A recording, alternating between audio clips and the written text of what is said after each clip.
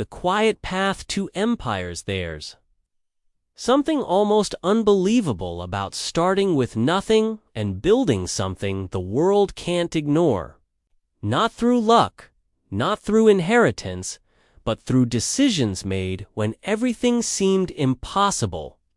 Let's talk about a few people who did exactly that.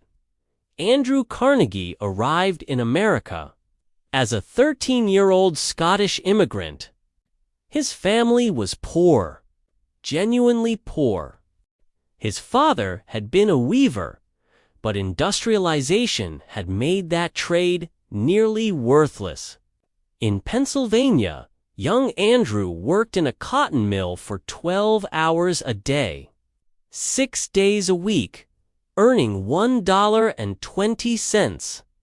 He was a child operating machinery in dangerous conditions, breathing lint-filled air, doing work that would break most adults. But Carnegie noticed things. He watched how the factory owners operated.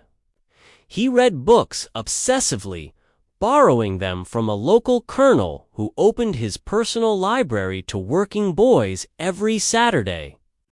While other children rested, Carnegie educated himself. He moved from the cotton mill to a telegraph office, teaching himself Morse code. Then he became a railroad clerk. Then he started investing, carefully, in small ventures. He wasn't chasing dreams. He was watching patterns, learning systems, making incremental moves. The turning point came when Carnegie recognized that steel, not iron, would define the next century of American industry.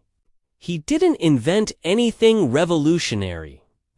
He simply understood that better production methods, borrowed from British innovations, could transform manufacturing. He built his steel empire not through genius ideas, but through relentless attention to costs, efficiency, and scale. By the time he sold his company in 1901, he was the wealthiest man in the world.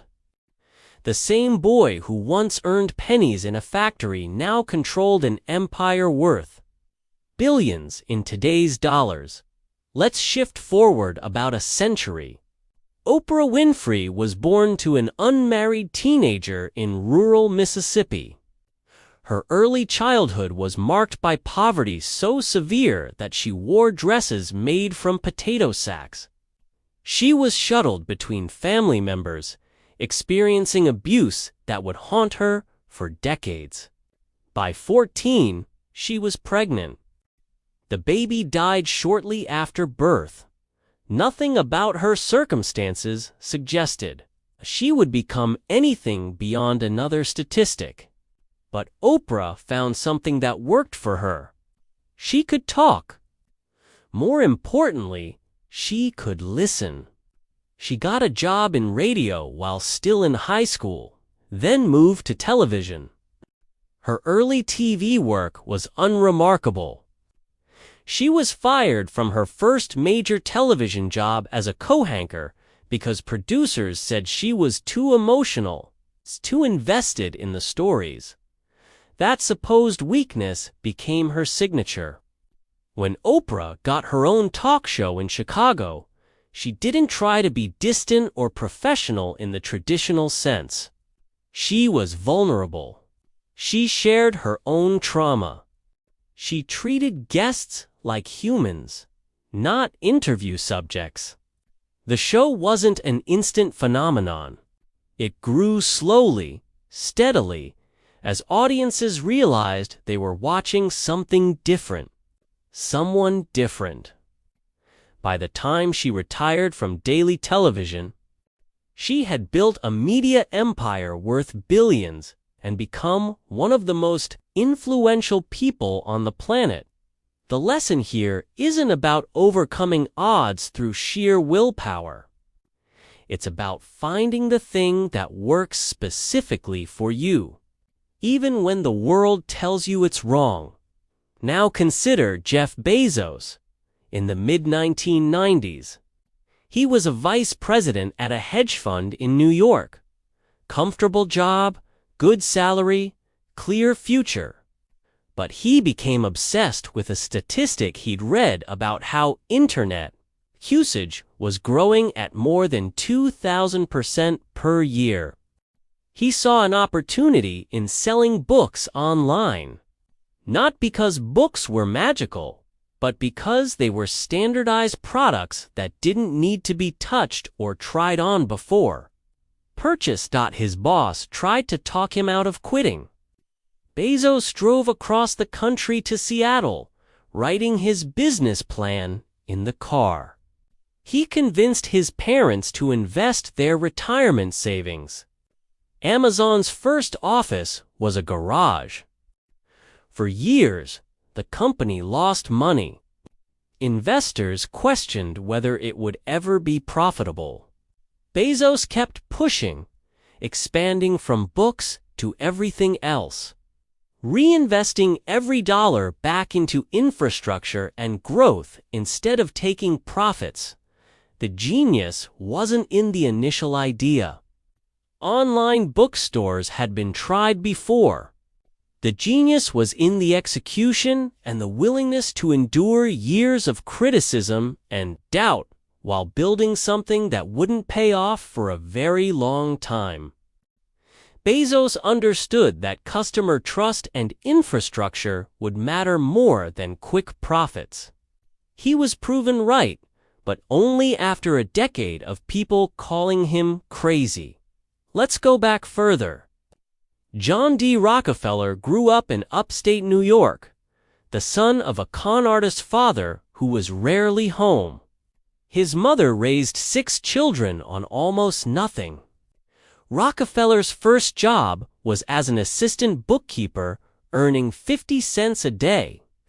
He was 16. He was meticulous with numbers, almost obsessively so. He saved everything he could. When he finally entered the oil business, it was chaotic and wasteful. Independent oil producers would drill, refine inefficiently, and flood markets, causing prices to collapse. Rockefeller saw that control over refining and distribution mattered more than drilling. He built Standard Oil, not by finding more oil, but by creating a system that refined it better, transported it cheaper, and sold it more reliably than anyone else. His methods were ruthless. He bought out competitors, sometimes forcing them out through price wars. But he also genuinely believed he was bringing order to chaos, making oil affordable for ordinary Americans. By the 1880s, Standard Oil controlled 90% of America's refining capacity. Rockefeller became the richest person in modern history, but it came from systems, not inspiration. From understanding logistics and leverage, not from sudden breakthroughs. The thread connecting these stories isn't motivation or passion. It's something quieter. Carnegie, Oprah, Bezos, Rockefeller. They each found a specific thing they could do better than others, or at least differently, and they stayed with it when the path looked impossible. They endured years of doubt, criticism, and failure. They didn't have visions of destiny. They had next steps, and they took them one after another, until the accumulation of those steps became something undeniable. Success at that scale isn't about one decision. It's about thousands of small decisions made consistently, often in the face of overwhelming evidence that it won't work. These people weren't necessarily smarter or more talented than their peers, but they were more patient, more willing to keep building when everyone else had given up. That's the real lesson, not inspiration. Just persistence applied intelligently.